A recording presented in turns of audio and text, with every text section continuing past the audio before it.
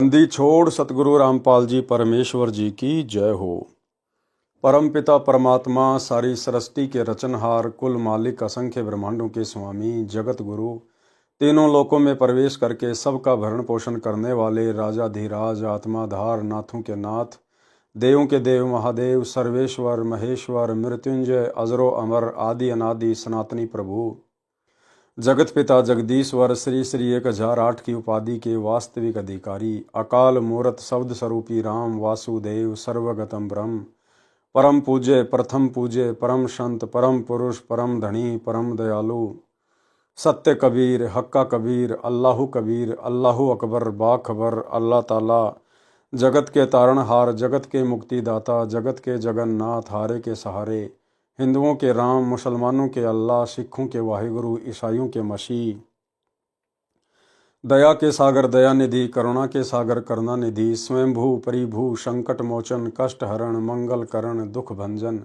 अविगत कबीर, निर्विकार निर्विषम परमात्मा, अलय अलेख सतगुरु, आदि अनादि सतगुरु, असली मर्यादा पुरुषोत्तम, असली राम, असली कृष्ण, असली घनश्याम, असली मुरारी, राजाओं के राजा, महाराजाओं के महाराजा, शहंशाहों के शहंशाह, सम्राटों के सम्राट, भगवानों के भगवान, अल्लाहों के अल्लाह, प्रभुओं के प्रभु, मसीहाओं के मसीह, सच्चे वाहे गुरु, बाबाओं के बाबा, पीरों के पीर, सेठों के सेठ, जगत सेठ, सावड़सा सेठ, सर्वगुण संपन्न, अनंत कोटि कलाओं के स्वामी, अनंत कोटि ब्रह्मांडों के नायक, योगियों में महायोगी, ध्यानियों में महाध्यानी, सिद्धों में परम सिद्ध, ज्ञानियों में तत्व ज्ञानी, ब्रह्म ज्ञानी, महाज्ञानी, परम ज्ञानी, सर्वश्रेष्ठ ज्ञानी, विज्ञानी, युवा कबीर, समर्थ कबीर, असमवात, अमित ओजा, सच्चे रहनुमा, करीम अल्लाह, सुभान अल्लाह, दुनिया के अंतिम पैगंबर, 8 सितंबर 1951 से गांव धनाना, जिला सोनीपत, हरियाणा, भारतवर्ष की पावन भूमि पे प्रकट रियल कल की भगवान श्री नारायण साकार हरि, श्री बाबा साहिब, शब्द स्वरूपी राम, संत श्रोमणी सतगुरु रामपाल जी परमेश्वर जी के चरण कमल में सात संगति से जुड़े हुए देश विदेश से सभी भाई बहनों का अनंत कोटि दंडवत प्रणाम। सत्साई भाई और बहनों, दया पूज्य गुरुदेव भगवान की, सतगुरु रामपाल जी परमेश्वर जी की, जिनके शुभ आशीर्वाद से, जिनकी विशेष कृपा दृष्टि से आप और हम सभी सत्सेवक भाई बहन सात संगति से जुड़कर अपनी आत्मा के कल्याणार्थ हेतु गुरुदेव के तत्व ज्ञान को आधार बनाकर निरंतर भक्ति मार्ग पर आगे की ओर बढ़ रहे हैं। भाई और बहनों, पूज्य गुरुदेव भगवान के कर कमल से लिखित पवित्र ग्रंथ मुक्ति बोध के ऊपर वीडियो बनाने की श्रृंखला जारी है। इसी श्रृंखला में आज हमारा ये चौथे नंबर का वीडियो है। अब आज के वीडियो की हम गुरुदेव भगवान के आशीर्वाद से शुरुआत करते हैं। पवित्र ग्रंथ मुक्ति बोध, पेज नंबर 26, भैंस का सींग भगवान बना। एक पाली भैंसों को खेतों में चराने वाला अपनी भैंसों को घास चराता चराता मंदिर के आसपास चला गया। मंदिर में पंडित कथा कर रहा था। भगवान के मिलने के पश्चात होने वाले सुख बता रहा था कि जिसको भगवान मिल गया तो सब कार्य सुगम हो जाते हैं। परमात्मा भगत के सब कार्य कर देता है। भगवान भगत को दुखी नहीं होने देता, इसलिए भगवान की खोज करनी चाहिए। पाली भैंसों ने तंग कर रखा था। एक किसी और जाकर दूसरे की फसल में घुसकर नुकसान कर देती, दूसरी भैंस किसी और, खेत के मालिक आकर पाली को पीटते थे, कहते थे कि हमारी फसल को हानि करा दी, अपनी भैंसों को संभाल कर रखा कर। पाली ने जब पंडित से सुना कि भगवान मिलने के पश्चात सब कार्य आप करता है और भगत मौज करता है, तो पंडित जी के निकट जाकर चरण पकड़कर कहा कि मुझे भगवान दे दो, मैं भैंसों ने बहुत दुखी कर रखा हूं। पंडित जी ने पीछा छुड़ाने के मकसद से कहा कि कल आना। पाली गया तो पंडित ने पहले ही भैंस का टूटा हुआ सींग जो कूड़े में पड़ा था उठाकर उसके ऊपर लाल कपड़ा लपेटकर लाल धागे यानी मौली से बांधकर कहा कि ले, ये भगवान है, इसकी पूजा करना, इसको पहले भोजन खिलाकर बाद में स्वयं खाना। कुछ दिनों में तेरी भक्ति से प्रसन्न होकर यह भगवान मनुष्य की तरह बन जाएगा, तब तेरे सब कार्य करेगा। ये तेरी सच्ची श्रद्धा पर निर्भर है कि तू कितनी आस्था से, सच्ची लगन से क्रिया करता है। यदि तेरी भक्ति में कमी रही तो भगवान मनुष्य के समान नहीं बनेगा। भाई और बहनों, हम इस कथा में आगे बढ़ेंगे उससे पहले हम एक छोटी सी शिक्षा लेनी है। इसी मुक्ति बोध के प्रथम वीडियो में दास ने जिक्र किया था सारनाम के विषय में, क्योंकि हिसार जेल से पूज्य गुरुदेव जी की 71 नंबर विशेष संदेश नामक ऑडियो आई थी, जिसमें गुरुदेव भगवान ने सार शब्द का हल्का सा जिक्र किया है। और गुरुदेव ने कहा कि ये सूरत अल सूरा जो कुरान मजीद है, इसके अंदर जो ये आयत लिखी हुई है, ऐन काफ शीन, ये 3 मंत्र क्या हैं कि आपको जो सारनाम मिला हुआ है, ये ऐन काफ शीप, इसके जो पहले पहले अक्षर हैं, ये सारनाम के तीनों मंत्रों के पहले पहले अक्षर हैं। लेकिन जब दास ने आपको सारनाम से मैच करा के दिखाया तो वो मैच नहीं कर रहे हैं। अर्थात वर्तमान में जो सारनाम दिया जा रहा है, ये कंप्लीट सारनाम नहीं है। गुरुदेव भगवान ने केवल भक्तों की परीक्षा के लिए उनको नकली बंदूक पकड़ाई थी। असली सारनाम तो परमात्मा ने आगे चलकर जो आत्माएं सारनाम के योग्य हो जाएंगी, जो गुरु के अलावा किसी और में कबीर भगवान नहीं देखेंगी, जो हर प्रकार के विषय विकारों से दूर हो जाएंगी, कामी क्रोधी लालची इनसे भक्ति न होए, भक्ति करे कोई सूरमा जात वर्ण कुल खोए, ऐसी आत्मा ओरिजिनल सारनाम के योग्य बनेंगी। तो दास ने आप लोगों को ऐन काफ शीन, उसके शुरू के जो शब्द हैं वो सारनाम से मैच करके दिखा दिए हैं, और लास्ट का जो कैफ है वो सारनाम के तीसरे मंत्र से मैच नहीं करता है। भाई और बहनों, ये तो धोखा खाया है उन आत्माओं ने जिन आत्माओं ने अपने गुरुदेव पर विश्वास नहीं किया। और 2014 बरवाला कांड के बाद गुरुदेव भगवान तो बैठे हिसार जेल में, और लोगों ने अपनी नादानी और मूर्खता के चलते इन फर्जी सतलोक आश्रमों में जाकर सारनाम ले लिया। ये आत्माएं तो धोखा खा चुकी हैं, ये आत्माएं अपने गुरुदेव भगवान पर अविश्वास प्रकट कर चुकी हैं। ठीक है, जो आत्माएं ज्ञान को आधार बनाकर साध संगति से जुड़ चुकी हैं और उस फर्जी सारनाम का जाप करना छोड़ दिया है, जो सारनाम 2014 बरवाला कांड के बाद उनको मिला था, उनको तो परमात्मा संभालेगा। और जितने भी भगत भाई बहन हैं जिन्होंने 2014 से पहले और गुरुदेव भगवान से सारनाम लिया है, वही मंत्र जो गुरुदेव ने पहले दिए थे 2014 बरवाला कांड से पहले, तो दास ने कहा था कि ऐसी आत्माओं को बिल्कुल भी शंका नहीं करनी है। वो ऐन काफ शीफ, ये जो मंत्र हैं, ये जो शब्द हैं, इनके प्रथम शब्द भले सारनाम से मैच खाते हैं या नहीं खाते हैं, ये 2014 से पहले जिन जिन भाई बहनों को सतगुरु रामपाल जी परमेश्वर जी से वही मंत्र सारनाम के रूप में मिल चुके हैं, उनको कोई किसी प्रकार की शंका नहीं करनी है। ये उनकी भी परीक्षा होगी। यदि आप जी गुरुदेव के बताए अनुसार उन मंत्रों का जाप करते रहेंगे सारनाम समझकर, जो विधि आपको गुरुदेव भगवान ने बताई है, यदि आप श्रद्धा और लगन के साथ जाप करेंगे तो आपके लिए वो ओरिजिनल सारनाम ही है। बाकी आगे चलकर परमात्मा आपको क्या देंगे क्या नहीं देंगे वो बाद की बात है, लेकिन आपने पूरी श्रद्धा और लगन के साथ उसे सारनाम ही समझकर जाप करना है। जिन जिन भाई बहनों को 2014 बरवाला कांड से पहले गुरुदेव के द्वारा जो सारनाम मिला है, क्योंकि भाई और बहनों, विश्वास श्रद्धा की ही ये परीक्षा है।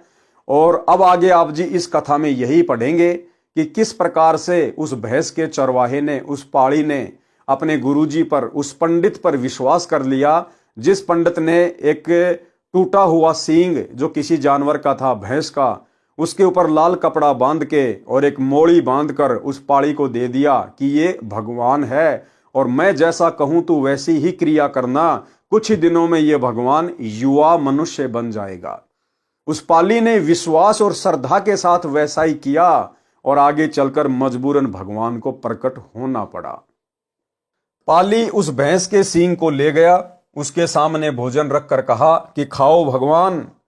भैंस का सींग कैसे भोजन खाता? पाली ने भी भोजन नहीं खाया। इस प्रकार 3-4 दिन बीत गए। पाली ने कहा कि मर जाऊंगा परंतु आपसे पहले भोजन नहीं खाऊंगा।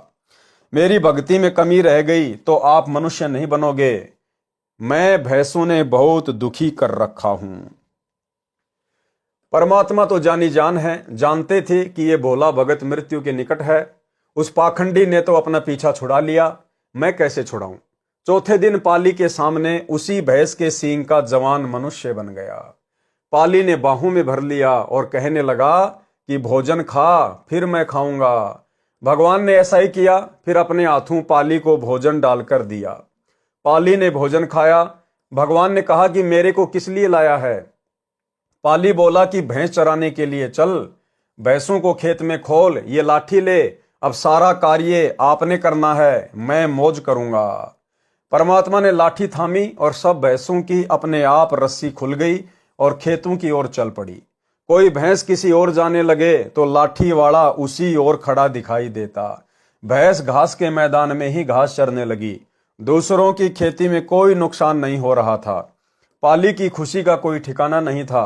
वह अपने गुरुजी पंडित जी का धन्यवाद करने मंदिर में गया।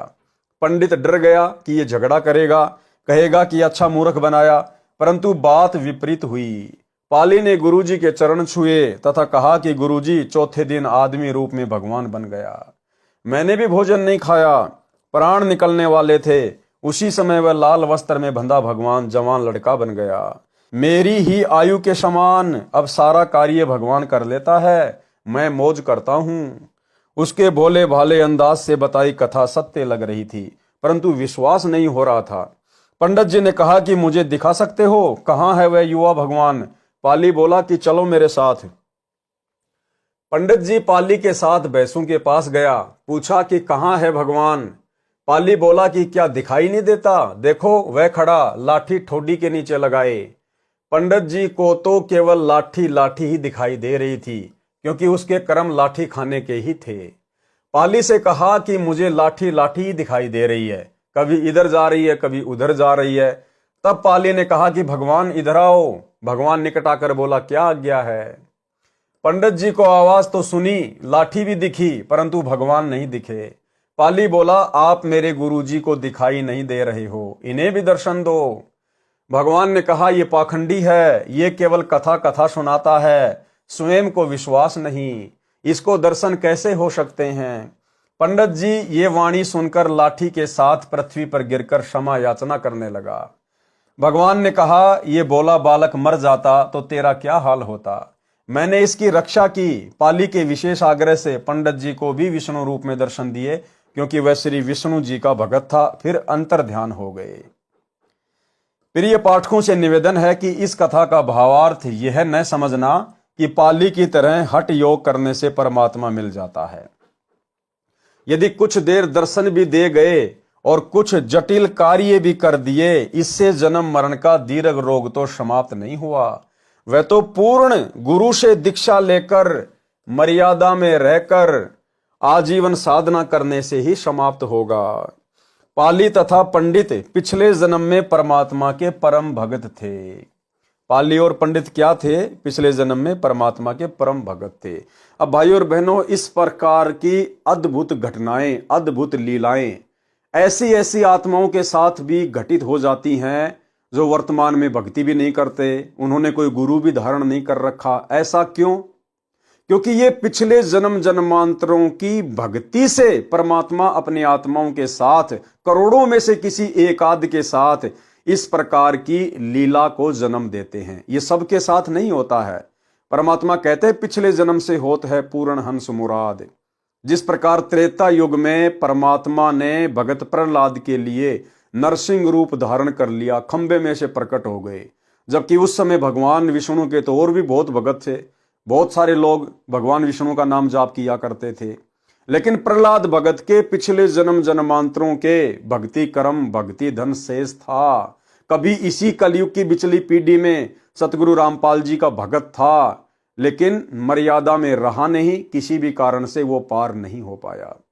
मीराबाई के जहर को परमात्मा ने अमृत में बदल दिया। ये मीराबाई के पिछले जन्म जन्मांतरों की भक्ति के प्रतिफल में था। जबकि आज वर्तमान में ना जाने कितने लोग जहर पीते हैं, कितनी माता बहनों को जहर पिलाया जाता होगा। उनकी भगवान रक्षा क्यों नहीं करता? क्योंकि उनके पिछले जन्म जन्मांतरों की भक्ति शेष नहीं है।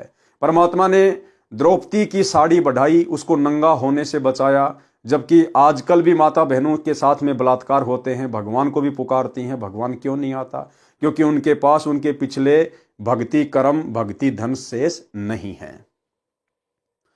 परंतु अपनी गलती से मुक्त नहीं हो पाए थे। यानी पाली तथा पंडित पिछले जन्म में परमात्मा के परम भगत थे, परंतु अपनी गलती से मुक्त नहीं हो पाए थे, उनको अब की बार पार करना है। देखो क्या कह रहे हैं गुरुदेव भगवान कि उस पंडित जी को और उस पाली को अब की बार पार करना है। अब की बार कब? इसी समय, इसी कलयुग की बिचली पीढ़ी में। और पार कौन करेगा? स्वयं परमात्मा पार करेगा, सतगुरु रामपाल जी परमेश्वर पार करेंगे। इसका मतलब उस समय वो लीला किसने की थी? भैंस के सींग से कौन प्रकट हुए थे?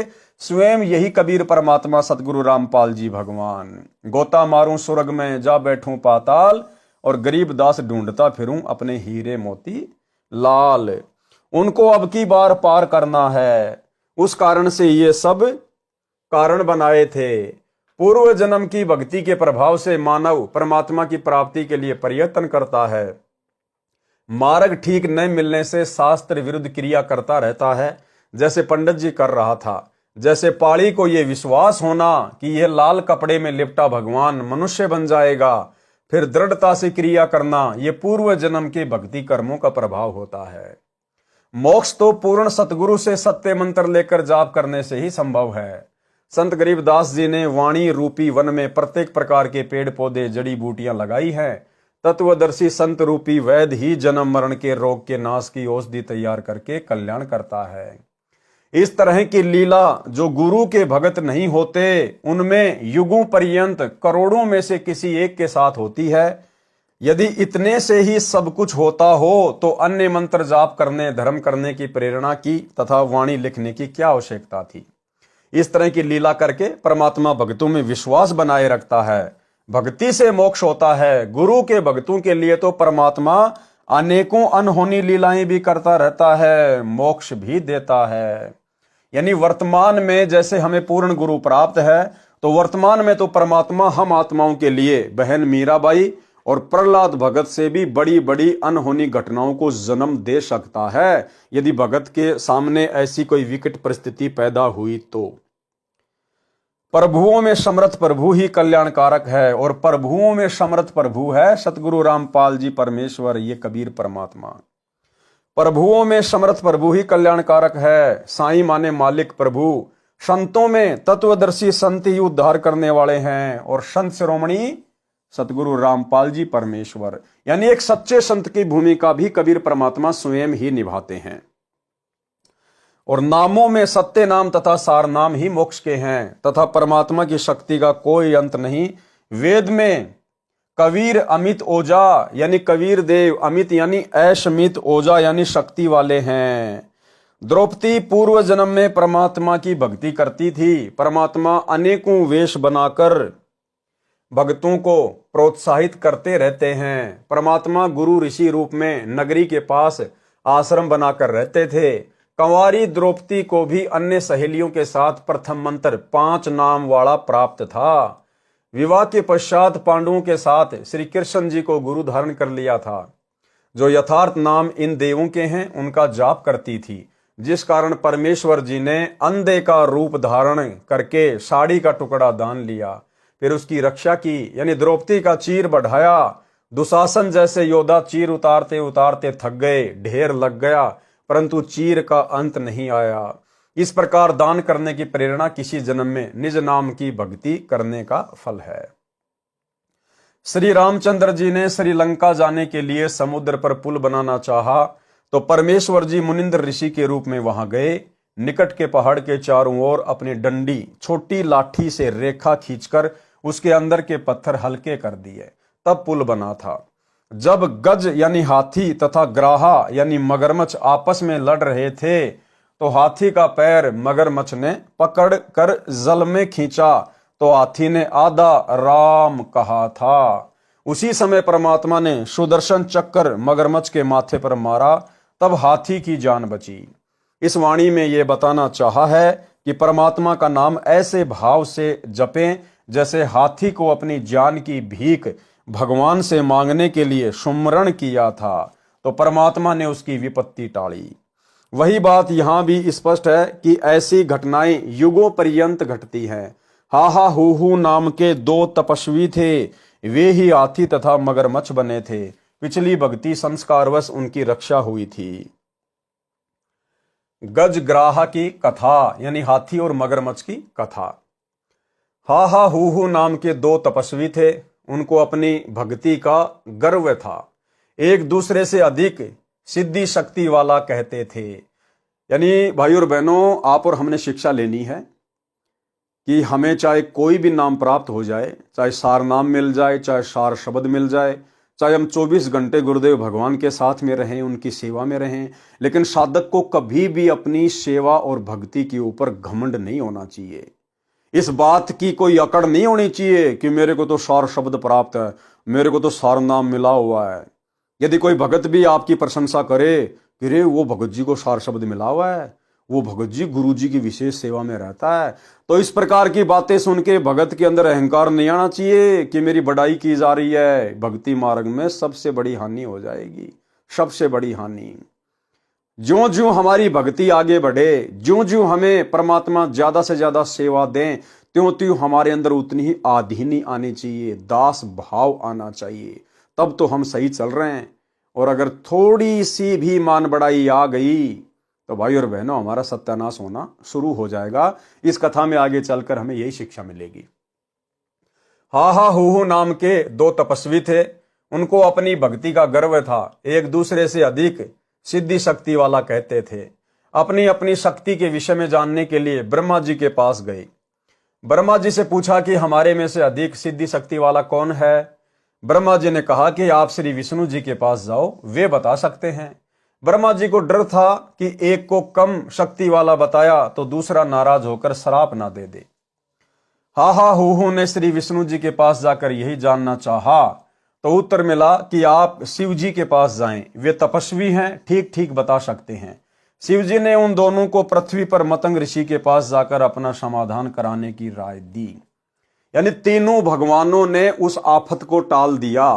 तीनों भगवानों को पता था कि ये तपस्वी हैं, इनके अंदर सिद्धियां हैं, और यदि मैंने किसी एक को बड़ा और किसी एक को छोटा बता दिया तो मैं फालतू में चक्कर में फंस जाऊंगा, ये मुझे श्राप दे देंगे, मेरी भक्ति का नाश हो जाएगा।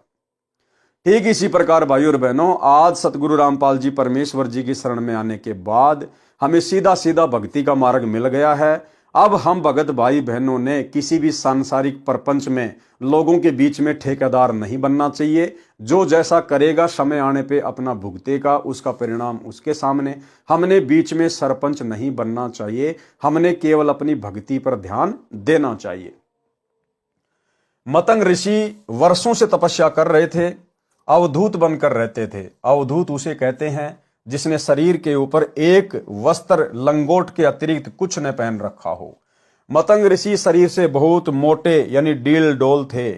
जब हा हा हू मतंग ऋषि के आश्रम के निकट गए तो उनके मोटे शरीर को देखकर हाहा ने विचार किया कि ऋषि तो हाथी जैसा है।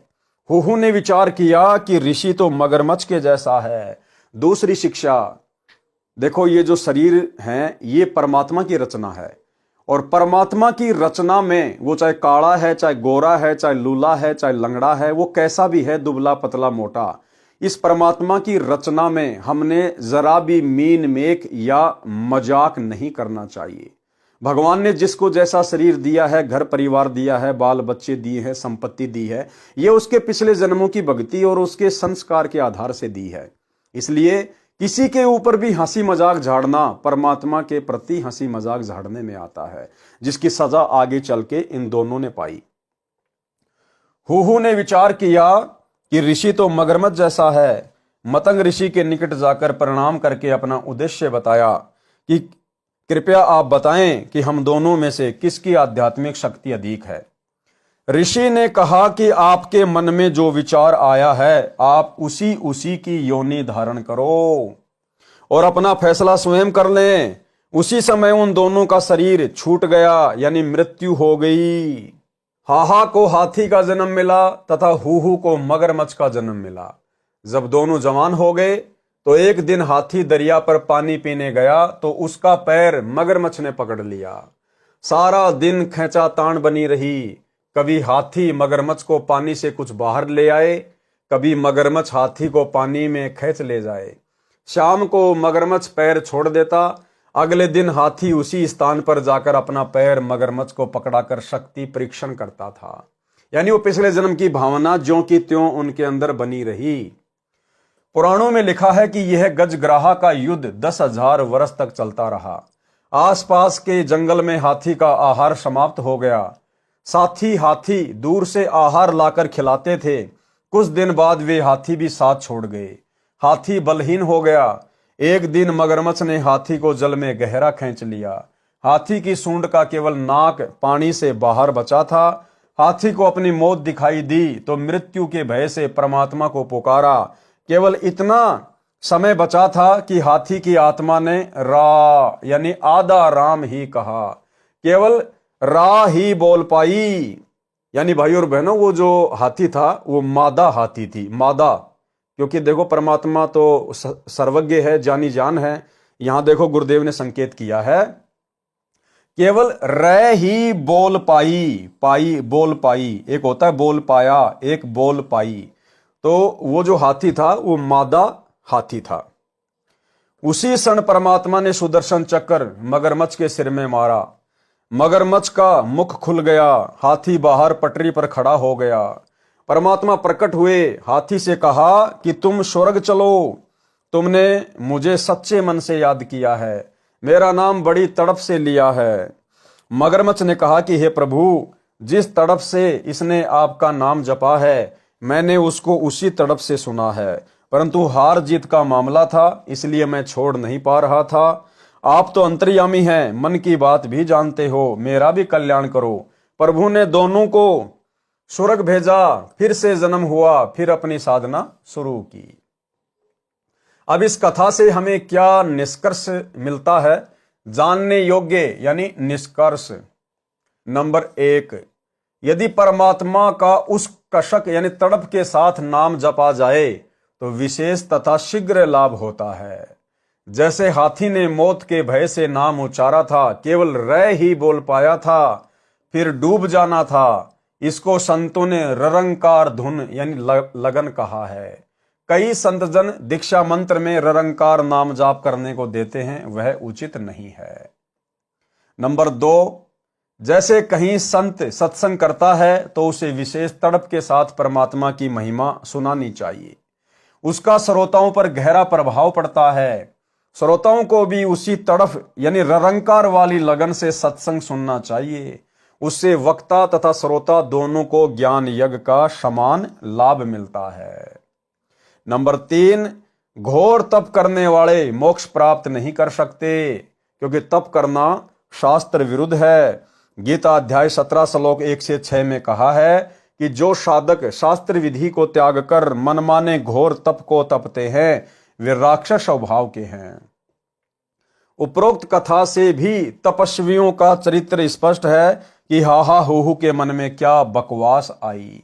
अपने अध्यात्म शक्ति की जांच कराने चले मतंग ऋषि के डील डोल अत्यंत मोटे शरीर को देखकर दोष निकालने लगे।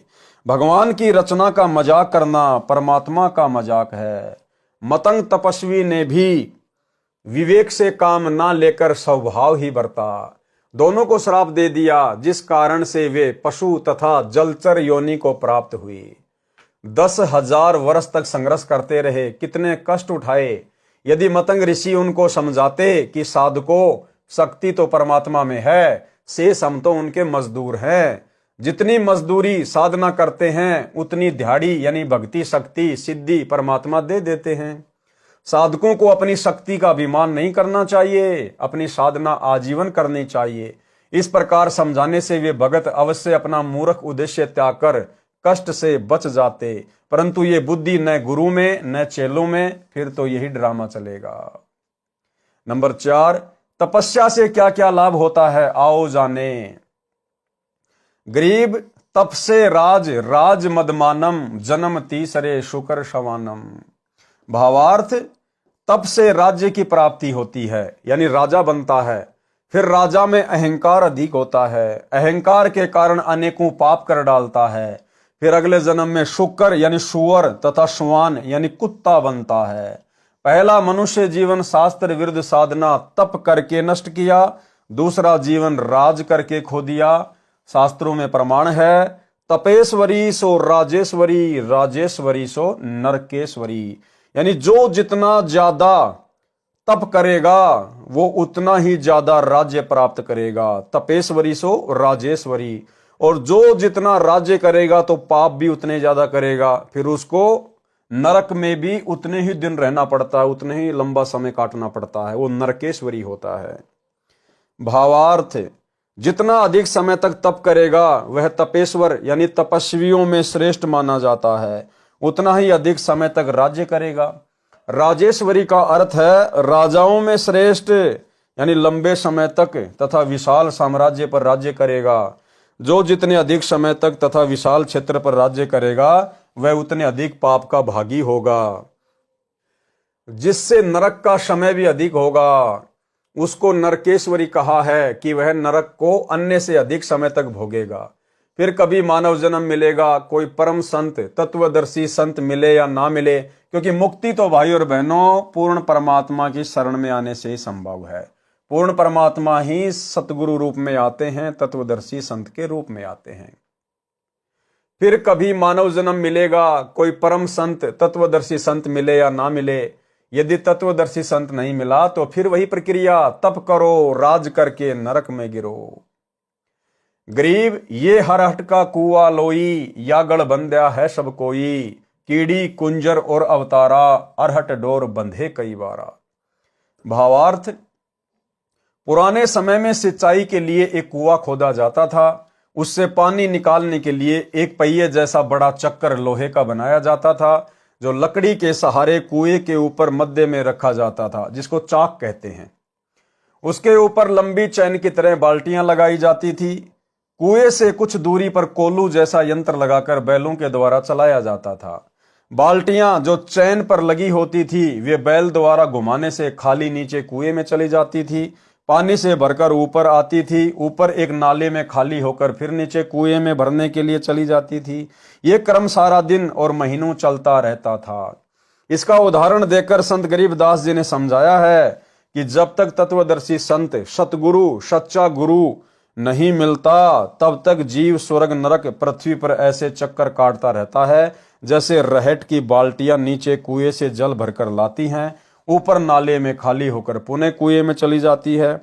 उसी प्रकार जीव पृथ्वी पर पाप पुण्य से भरकर ऊपर स्वर्ग नरक में अपने कर्म सुख दुख भोगकर खाली होकर पृथ्वी पर जन्मता मरता रहता है। इस जन्म मरण के रहट वाले चक्कर में चींटी कुंजर और अवतारगण यानी श्री राम, श्री कृष्ण, श्री विष्णु, श्री ब्रह्मा तथा श्री शिव जी आदि आदि भी चक्कर काट रहे हैं। इसी के गढ़ बंधे हैं, यानी कर्मों के रस्से से बंधकर इस चक्कर में गिरे हैं। और भाई और बहनों, सौभाग्य देखो, आज आप और हमारा वो समय आ गया है कि हम इस रहट के चक्कर से बाहर निकलने की पोजीशन में खड़े हैं।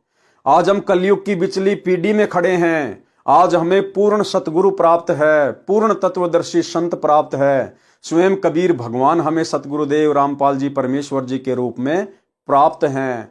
आज हम अपनी बाल्टी को इस रहट से अलग कर सकते हैं। आज हम जन्म मरण के चक्कर से सदा सदा अपना पीछा छुड़वा सकते हैं। जो सिद्ध करना था वह यह है कि पाड़ी यानी चरवाहा तो मनुष्य था, उसको परमात्मा मिलना और सुख देना पूर्व जन्म के संस्कार से ही था, तथा सच्ची लगन का परिणाम भी, परंतु मोक्ष नहीं, क्योंकि उस पंडित के पास में कोई सच्ची भक्ति नहीं थी, वो कोई सच्चा गुरु नहीं था। वो तो केवल उस पाली के पिछले भक्ति संस्कार से परमात्मा ने उसके लगन और विश्वास को देखकर प्रकट होना पड़ा। और इस प्रकार की घटनाओं के माध्यम से परमात्मा काफी लंबे समय तक भगत समाज में विश्वास को बनाए रखते हैं, लोगों को भक्ति पर लगाए रखते हैं, परंतु मोक्ष नहीं। इस गजग्राह कथा में दोनों ही पशु थे, फिर भी भगवान ने अनहोनी कर दी। भाई चलो, जो पाड़ी था वो तो इंसान था, इसलिए भगवान प्रकट हो गया, लेकिन ये मगरमच्छ और हाथी ये तो जानवर थे, उनके लिए भी परमात्मा ने विष्णु का रूप बना के प्रकट होना पड़ा। फिर भी भगवान ने अनहोनी कर दी, परंतु पूर्व जन्म का संस्कार ही प्राप्त हुआ। संत गरीबदास जी ने समझाना चाहा है कि जो गुरु बनकर जनता को भ्रमित करते हैं वे पूर्व जन्म के पुण्यकर्मी प्राणी हैं और वर्तमान में जीवन व्यर्थ कर रहे हैं। उनसे तो सामान्य व्यक्ति जो पूर्व जन्म का पुण्यकर्मी है और वर्तमान में विशेष पाप नहीं कर रहा है, तो यदि उस पर कोई आपत्ति आती है तो परमात्मा उसके बचे हुए पुण्यों के आधार से चमत्कार कर देता है। परंतु नकली गुरु पद पर विराजमान व्यक्ति अपने पुण्यों तथा भक्ति शक्ति को दुआ यानी आशीर्वाद तथा बद्दुआ यानी श्राप देकर नष्ट कर देता है। इस कारण से पंडित गए नरक में भक्ति से खाली हाथ, भाग्य से मिले जीव को परम संत का साथ, जो साथ आज आप और हमें मिल चुका है। बिन सतगुरु पावे नहीं खालक खोज विचार, 84 जग जात है चिन्हत नाही सार। भावार्थ, नकली गुरु यानी ब्राह्मण नरक में जाते हैं। भक्ति कर्म शास्त्र के विरुद्ध होने से भक्ति की शक्ति प्राप्त न करके खाली हाथ चले गए। पूर्व जन्म में शुभ कर्मों के संयोग बिना परम संत यानी तत्वदर्शी संत नहीं मिलता। पिछले जन्म से होता है पूर्ण हंस मुराद। परमात्मा कहते हैं साधु सेती मस्करी चोरा नाल खुशाल, मल अखाड़ा जीतेंगे युगन युगन के माल। ये कबीर परमात्मा सच्चे सतगुरु के रूप में, तत्वदर्शी संत के रूप में केवल उन्हीं आत्माओं को मिलता है जिनके पूर्व जन्म के भयंकर भक्ति कर्म होते हैं। और सतगुरु के बिना खालिक यानी परमात्मा का विचार यानी यथार्थ ज्ञान नहीं मिलता, जिस कारण से संसार के व्यक्ति 84 लाख प्रकार के प्राणियों के शरीरों को प्राप्त करते हैं, क्योंकि वे सारनाम मूल ज्ञान तत्व ज्ञान को नहीं पहचानते। वाणी नंबर 26 का भावार्थ है कि परमात्मा में पूर्ण विश्वास करके क्रिया करने से लाभ होता है, औपचारिकता से नहीं। इसी प्रकार द्रौपदी पूर्व जन्म में परमात्मा की परम भगत थी।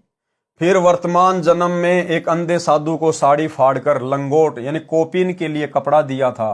अंधे साधु के वेश में स्वयं कबीर परमेश्वर ही लीला कर रहे थे। यानी भाई और बहनों, सारी लीला ये कबीर भगवान ही करता है। उस पाली के पास भी यही सतगुरुदेव भगवान आए, द्रौपदी के पास भी यही परमात्मा गए। यही परमेश्वर है जो हर समय यहाँ पर लीलाएं करते रहते हैं। खाली खेले खलक में 6 ऋतु 12 मास।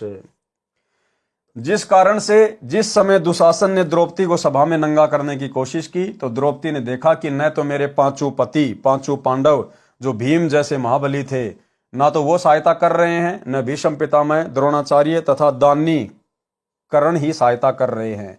सबके सब किसी न किसी बंधन के कारण विवश है। तब निर्बंध परमात्मा को अपनी रक्षार्थ हृदय से हाथी की तरह तड़फ कर पुकार की। उसी समय परमेश्वर जी ने द्रौपदी का चीर अनंत कर दिया। दुशासन जैसे योद्धा जिसमें 10,000 हाथियों की शक्ति थी, थककर चूर हो गया, चीर का ढेर लग गया, परंतु द्रौपदी निर्वस्त्र नहीं हुई। परमात्मा ने द्रौपदी की लाज रखी। पांडवों के गुरु श्री कृष्ण जी थे, जिस कारण से उनका नाम चीर बढ़ाने की लीला में जुड़ा है। इसलिए वाणी में कहा है कि निज नाम की महिमा सुनो जो किसी जन्म में प्राप्त हुआ था। जब परमेश्वर सतगुरु रूप में उस द्रौपदी वाली आत्मा को मिले थे, कबीर परमात्मा किस रूप में मिले थे? सतगुरु रूप में। यानी सतगुरु रूप में कबीर परमात्मा ही सतलोक से चलकर आते हैं। उनको वास्तविक मंत्र जाप करने को दिया था, उसकी भक्ति की शक्ति शेष थी, उस कारण द्रौपदी की इज्जत रही थी। कबीर कमाई आपनी कभू न निष्फल जाए, 7 समुद्र आड़े पड़ो मिले अगाऊ आए। भावार्थ, कबीर परमेश्वर जी ने कहा है कि अपनी भक्ति की मजदूरी यानी कमाई कभी व्यर्थ नहीं जाती। चाहे कितनी बाधाएं आ जाएं, वह अवश्य मिलती है। इसी के आधार से द्रौपदी का चीर बढ़ा, महिमा हुई। इसलिए कहा है कि निज नाम यानी यथार्थ भक्ति मंत्र की महिमा सुन और उस पर अमल कर। एक वैश्या गणिका थी, उसको जीवन में पहली बार सत्संग सुनने का अवसर मिला। उस दिन अपने कर्म से गलानी हो गई और सतगुरु से दीक्षा लेकर सच्ची लगन से भक्ति करके विमान में बैठकर स्वर्ग लोक में गई। सच्चा नाम जिस भी देव का है वह खेवट मल्हा का कार्य करता है। जैसे नौका चलाने वाला मल्हा व्यक्तियों को दरिया से पार कर देता है, ऐसे वास्तविक नाम भवसागर से भक्तों को पार कर देता है। वाणी नंबर 30। गरीब बारद डारी कबीर जी, भगत हेत के काज, सेहू को तो सिर दिया बेची बंदगी नाज।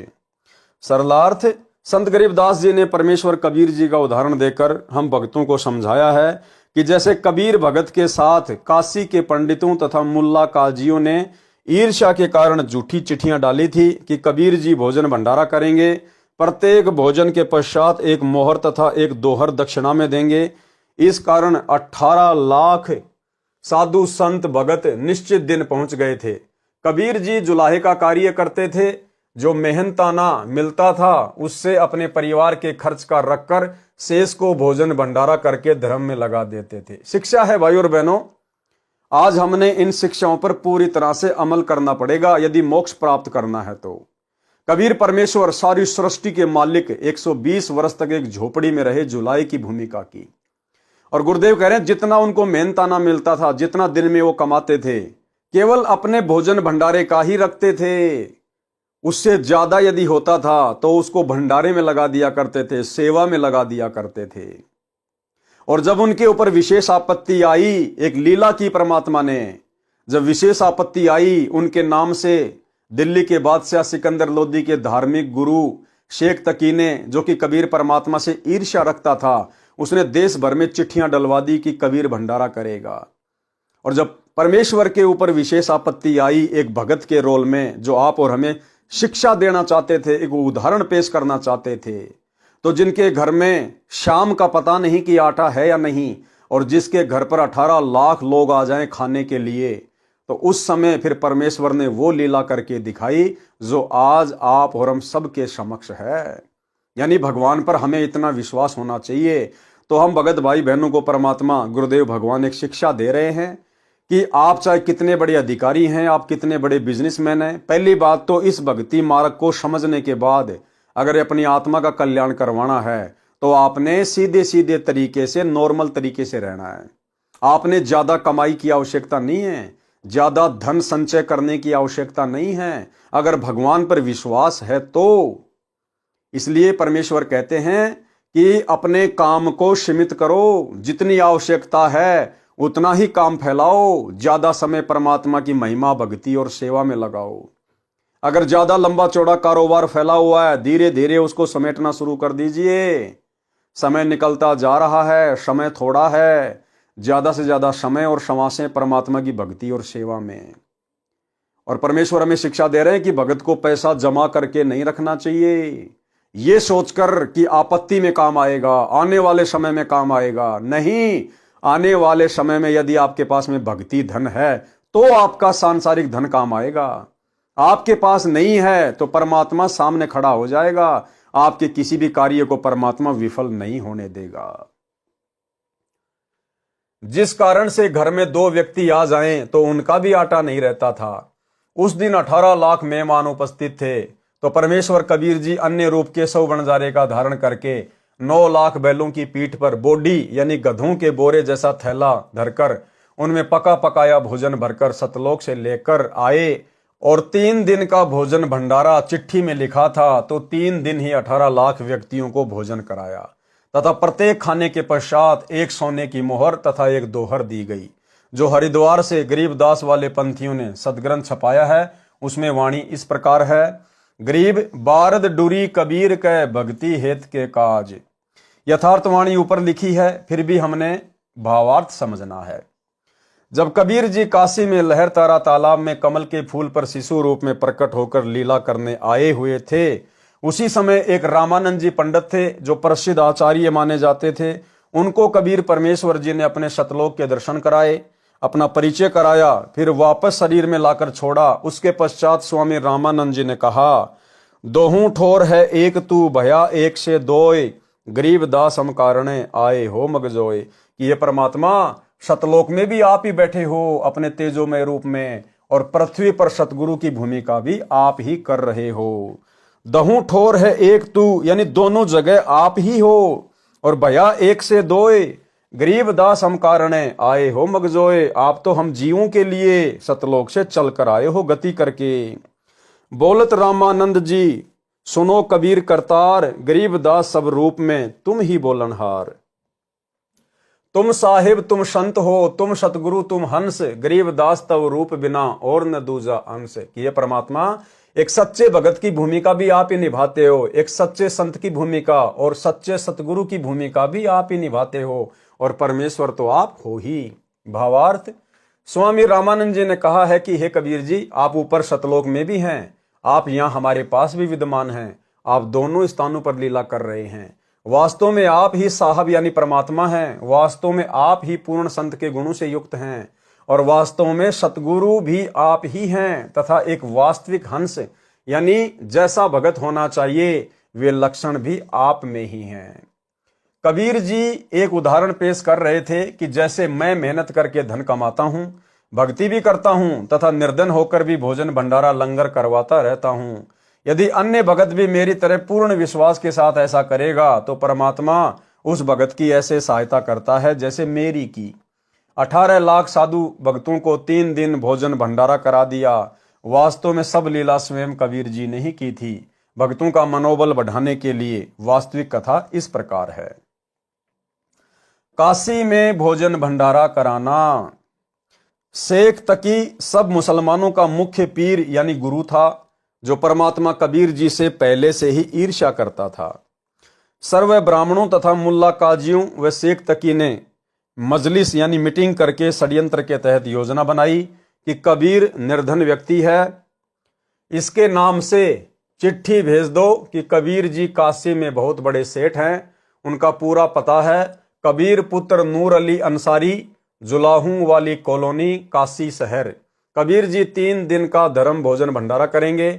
सभी साधु संत आमंत्रित हैं। प्रतिदिन प्रत्येक भोजन करने वाले को एक दोहर, जो उस समय का सबसे कीमती कंबल के स्थान पर माना जाता था, एक मोहर 10 ग्राम सोने से बनी गोलाकार की मोहर दक्षिणा में देंगे। प्रतिदिन जो जितनी बार भी भोजन करेगा, कबीर उसको उतनी बार ही दोहर तथा मोहर दान करेगा। भोजन में लड्डू, जलेबी, हलवा, खीर, दही बड़े, मालपूड़े, रसगुल्ले आदि आदि सब मिष्टान खाने को मिलेंगे। सूखा सीधा आटा, चावल, दाल आदि सूखे जो बिना पकाए हुए घी, बूरा भी दिया जाएगा। एक चिट्ठी शेख तकी ने अपने नाम तथा दिल्ली के बादशाह सिकंदर लोदी के नाम भी भिजवाया। निश्चित दिन से पहले वाली रात्रि को ही साधु संत भगत एकत्रित होने लगे। अगले दिन भंडारा यानी लंगर प्रारंभ होना था। परमेश्वर कबीर जी को संत रविदास जी ने बताया कि आपके नाम के पत्र लेकर लगभग 18 लाख साधु संत व भगत काशी शहर में आए हैं, भंडारा खाने के लिए आमंत्रित हैं। कबीर जी, अब तो अपने को काशी त्याग कर कहीं और जाना पड़ेगा। देखो भाइयों और बहनों, 650 साल पहले परमात्मा ने ये कंप्लीट मूल ज्ञान नहीं दिया था, और आप जी रविदास जी की, जो कि परमात्मा के 24 घंटे साथ में रहा करते थे, आप उनकी क्या हालत थी देखिएगा। रविदास जी भी कबीर परमात्मा को पहचान नहीं पाए थे कि ये परमेश्वर है, ये परमात्मा है।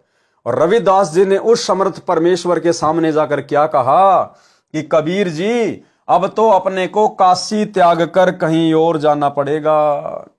अगर पहचान जाते तो डरने और घबराने की जरूरत नहीं थी।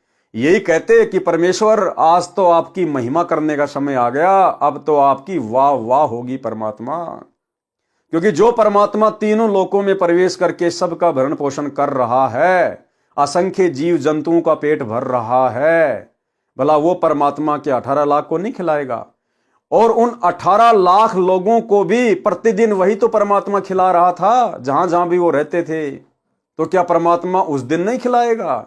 लेकिन रविदास जी को पूर्ण विश्वास नहीं था कि कबीर जी ही सारी सृष्टि के मालिक हैं। इसी कारण से वो पार नहीं हो पाए। कबीर जी, अब तो अपने को काशी त्याग कर कहीं और जाना पड़ेगा। कबीर जी तो जानी जान थे, फिर भी अभिनय कर रहे थे। बोले, रविदास जी, झोपड़ी के अंदर बैठ जा, सांकड़ लगा ले, अपने आप झक मारकर चले जाएंगे, हम बाहर निकलेंगे ही नहीं। परमेश्वर कबीर जी अन्य वेश में अपनी राजधानी सतलोक में पहुंचे। वहां से 9 लाख बैलों के ऊपर गधों जैसा बोरा थैला रखकर उनमें पका पकाया सर्व सामान भरकर तथा सूखा सामान, चावल, आटा, खांड, बूरा, दाल, घी आदि भरकर पृथ्वी पर उतरे। सतलोक से ही सेवादार आए। परमेश्वर कबीर जी ने स्वयं बंजारे का रूप बनाया और अपना नाम केशव बताया। दिल्ली के सम्राट सिकंदर तथा उसका धार्मिक पीर शेख तकी भी आया। काशी में भोजन भंडारा चल रहा था। सबको प्रत्येक भोजन के पश्चात एक दोहर तथा एक मोहर 10 ग्राम सोना दक्षिणा दी जा रही थी। कई बेईमान भगत तो दिन में 4-4 बार भोजन करके चारों बार दोहर तथा मोहर ले रहे थे। कुछ सूखा सीधा चावल, खांड, घी, दाल, आटा भी ले रहे थे। ये सब देखकर शेख तकी ने तो रोने जैसी शक्ल बना ली और जांच इंक्वायरी करने लगा। सिकंदर लोदी राजा के साथ उस टेंट में गया जिसमें केशव नाम से स्वयं कबीर जी वेश बदलकर बंजारे, उस समय के व्यापारियों को बंजारे कहते थे, उसके रूप में बैठे थे। सिकंदर लोदी राजा ने पूछा, आप कौन हैं, क्या नाम है, आप जी का कबीर जी से क्या संबंध है? केशव रूप में बैठे परमात्मा जी ने कहा कि मेरा नाम केशव है, मैं बंजारा हूं। कबीर जी मेरे पगड़ी बदल मित्र हैं। मेरे पास उनका एक लेटर गया था कि एक छोटा सा भंडारा यानी लंगर करना है, कुछ सामान लेते आइएगा। उनके आदेश का पालन करते हुए सेवक हाजिर है। भंडारा चल रहा है। शेख तकी तो कलेजा पकड़कर जमीन पर बैठ गया जब ये सुना कि एक छोटा सा भंडारा करना है जहां पर 18 लाख व्यक्ति भोजन करने आए हैं। प्रत्येक को दोहर तथा मोहर और आटा, दाल, चावल, घी तथा खांड भी सूखा सीधा रूप में दिए जा रहे हैं। इसको छोटा सा भंडारा कह रहे हैं, परंतु ईर्ष्या की अग्नि में जलता हुआ विश्राम गांव में चला गया जहां पर राजा ठहरा हुआ था। सिकंदर लोदी ने केशव से पूछा, कबीर जी क्यों नहीं आए? केशव ने उत्तर दिया कि उनका गुलाम जो बैठा है उनको तकलीफ उठाने की क्या आवश्यकता है, जब इच्छा होगी आ जाएंगे। ये भंडारा तो 3 दिन चलना है। सिकंदर लोदी हाथी पर बैठकर अंगरक्षकों के साथ कबीर जी की झोपड़ी पर गए। वहां से उनको तथा रविदास जी को साथ लेकर भंडारा स्थल पर आए। सबसे कबीर सेठ का परिचय कराया तथा केशव रूप में स्वयं डबल रोल करके उपस्थित संतों भक्तों को प्रश्न उत्तर करके सत्संग सुनाया जो 24 घंटे तक चला। कई लाख संतों ने अपनी गलत भक्ति त्याग कर कबीर जी से दीक्षा ली, अपना कल्याण कराया। भंडारे के समापन के बाद जब बचा हुआ सब सामान तथा टेंट बैलों पर लादकर चलने लगे, उस समय सिकंदर लोदी राजा तथा शेख तकी, केशव तथा कबीर जी एक स्थान पर खड़े थे। सब बैल तथा साथ लाए सेवक जो बंजारों की वेशभूषा में थे गंगा पार करके चले गए। कुछ ही देर के बाद सिकंदर लोदी राजा ने केशव से कहा, आप जाइए, आपके बैल तथा साथी जा रहे हैं। जिस ओर बैल तथा बंजारे गए थे उधर राजा ने देखा तो कोई भी नहीं था। आश्चर्यचकित होकर राजा ने पूछा, कबीर जी वे बैल तथा बंजारे इतनी शीघ्र कहां चले गए? उसी समय देखते देखते केशव भी परमेश्वर कबीर जी के शरीर में समा गए। अकेले कबीर जी खड़े थे।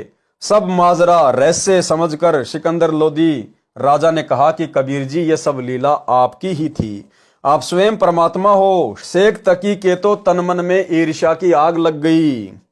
कहने लगा, ऐसे ऐसे भंडारे हम 100 कर दें, ये क्या भंडारा किया है, महोत्साह सा किया है।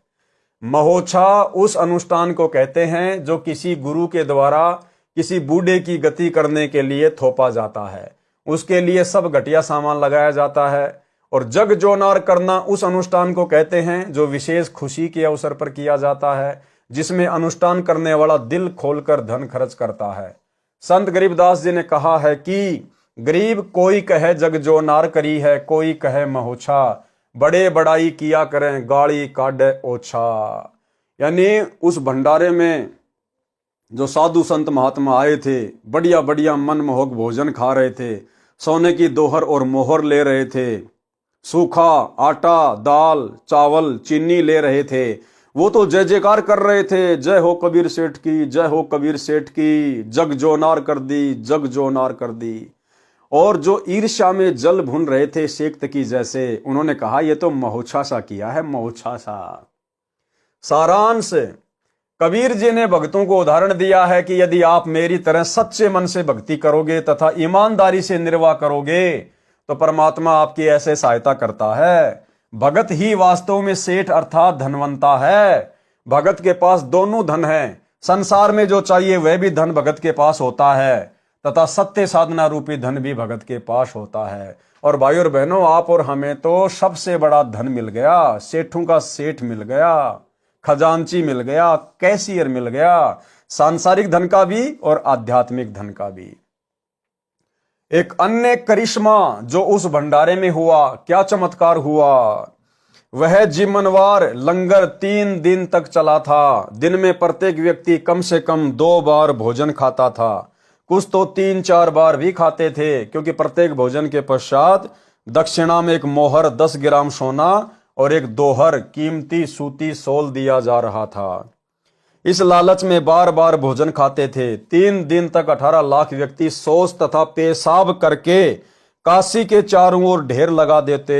सोचो भाई और बहनों, 18 लाख लोग 3 दिन तक और छिक छिक के खा रहे थे, छिक छिक के पी रहे थे। अब 18 लाख लोग कहां तो पेशाब करने जाते, कहां लेटरिन करते, और यदि वो लोग लेटरिन करते तो 3 दिन में वहां पर ढेर लगा देते गंदगी का। एक भी व्यक्ति ना तो 3 दिन में पेशाब करने गया और ना ही फ्रेश होने के लिए गया। 3 दिन तक 18 लाख व्यक्ति शौच तथा पेशाब करके काशी के चारों ओर ढेर लगा देते, काशी को सड़ा देते। काशी निवासियों तथा उन 18 लाख अतिथियों तथा 1 लाख सेवादार जो सतलोक से आए थे, उस गंध का ढेर लग जाता। श्वास लेना दूभर हो जाता, परंतु ऐसा महसूस भी नहीं हुआ। सब दिन में 2-3 बार भोजन खा रहे थे, परंतु शौच एक बार भी नहीं जा रहे थे। फरोश होने कोई नहीं जा रहा था, ना पेशाब कर रहे थे। इतना स्वादिष्ट भोजन था कि पेट भर भर कर खा रहे थे। पहले से दुगना भोजन खा रहे थे, हजम भी हो रहा था। किसी रोगी तथा वृद्ध को कोई परेशानी नहीं हो रही थी। उन सब को मध्य के दिन चिंता हुई कि न तो पेट भारी है, भूख भी ठीक लग रही है, कहीं रोगी ना हो जाएं। सतलोक से आए सेवकों को समस्या बताई तो उन्होंने कहा कि यह भोजन ऐसी जड़ी बूटियां डालकर बनाया है जिनसे ये शरीर में ही समा जाएगा। हम तो प्रतिदिन यही भोजन अपने लंगर में बनाते हैं, यही खाते हैं। हम कभी सोच नहीं जाते तथा न पेशाब करते। आप निश्चिंत रहो। फिर भी विचार कर रहे थे कि खाना खाया है, परंतु कुछ तो मल निकलना चाहिए। उनको लैट्रिन जाने का दबाव हुआ। सब शहर से बाहर चल पड़े। टट्टी के लिए एकांत स्थान खोजकर बैठे तो गुदा से वायु निकली। पेट हल्का हो गया तथा वायु से सुगंध निकली जैसे केवड़े का पानी छिड़का हो। ये सब देखकर सबको सेवादारों की बात पर विश्वास हुआ। तब उनका डर समाप्त हुआ, परंतु फिर भी सबकी आंखों पर अज्ञान की पट्टी बंधी थी। परमेश्वर कबीर जी को परमेश्वर नहीं स्वीकारा। और भाइयों बहनों, आज भी वो स्थिति है। ये तो दया हुई गुरुदेव भगवान की चंद साध संगति से जुड़ी हुई आत्माओं के ऊपर, जिन्होंने गुरु रूप में आए हुए अपने परमेश्वर को, अपने कबीर भगवान को पहचान लिया। इसके अलावा सतलोक आश्रमों से जुड़े हुए उन सभी भाई बहनों की, गुरुदेव के परिवार वालों की, कोऑर्डिनेटरों की, आश्रम संचालकों की आज भी वही दशा है जो दशा 650 साल पहले थी। ड्रामे आप इनसे कितने करवा लो, लेकिन ज्ञान आधार बिल्कुल भी नहीं है। ये लोग आज भी अपने गुरुदेव को परमात्मा के रूप में स्वीकार नहीं कर पाए हैं। पुराणों में भी प्रकरण आता है कि अयोध्या के राजा ऋषभ देव जी राज त्याग कर जंगलों में साधना करते थे। उनका भोजन स्वर्ग से आता था। उनके मल पाखाने से सुगंध निकलती थी। आसपास के क्षेत्र के व्यक्ति इसको देखकर आश्चर्यचकित होते थे। इसी तरह सतलोक का आहार करने से केवल सुगंध निकलती है, मल नहीं। स्वर्ग तो सतलोक की नकल है जो नकली है। वाणी नंबर 30 में कहा है कि सेवों को तो शीश दिया, बेच बंदगी नाज। सेव तथा शिव ने किस कारण शीश दान किया, पढ़े सत्य कथा। सेव सम्मन की कथा। तो भाई और बहनों, आज के वीडियो में हम केवल इतना ही लेंगे और कल रात्रि 8 बजे गुरुदेव भगवान के आशीर्वाद से पवित्र ग्रंथ मुक्ति बोध में हम आगे बढ़ेंगे। सेव सम्मन की कथा से हम शुरू करेंगे। तब तक गुरुदेव भगवान हम सबको आज्ञा दें, इजाजत दें, आशीर्वाद दें। बंदी छोड़ सतगुरु रामपाल जी भगवान की जय हो।